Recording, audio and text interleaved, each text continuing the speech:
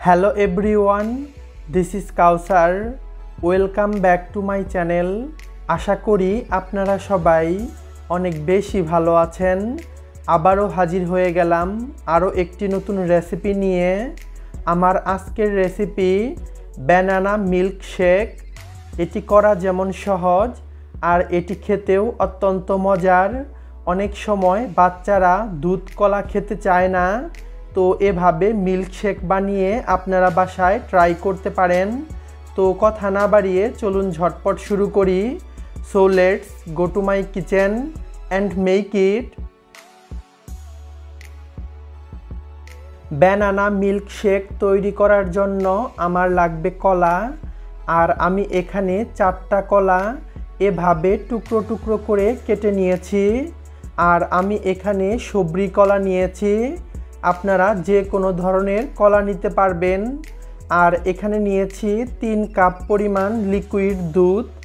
আর আমি দুধটাকে ভালো মতো জাল করে ঠান্ডা করে তারপর নর্মাল ফ্রিজে রেখেছিলাম।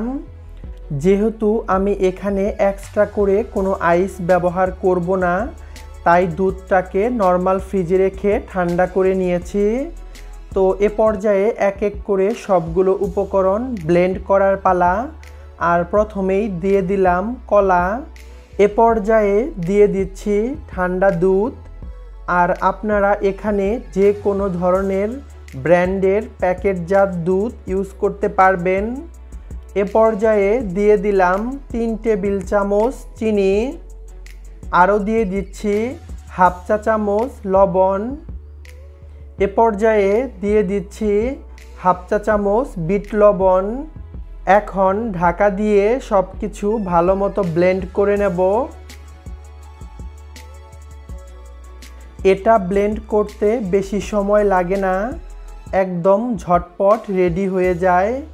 তো আমি 4 থেকে 5 মিনিটের মতো ব্লেন্ড করে নিয়েছি।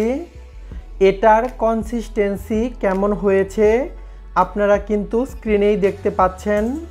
তো হয়ে গেল আমার ঝটপট ব্যানানা মিল্ক শেক। এই রমজানে অবশ্যই বাসায় ট্রাই করবেন, যেহেতু এখানে দুধ কলা রয়েছে তাই এটা অনেক হেলদি একটি ড্রিঙ্কস হবে। এ পর্যায়ে চলুন আপনাদেরকে পরিবেশন করে দেখাচ্ছি।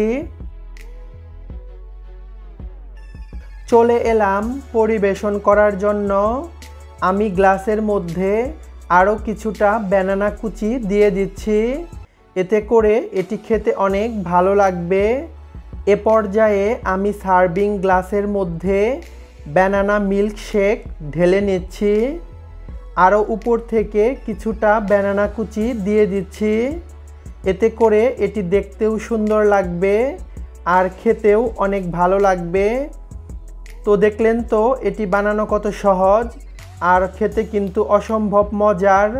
অবশ্যই বাসায় ট্রাই করবেন, আর ট্রাই করলে আমাকে কমেন্টে জানাতে ভুলবেন না। রেসিপিটা ভালো লাগলে লাইক, কমেন্ট অ্যান্ড শেয়ার করবেন।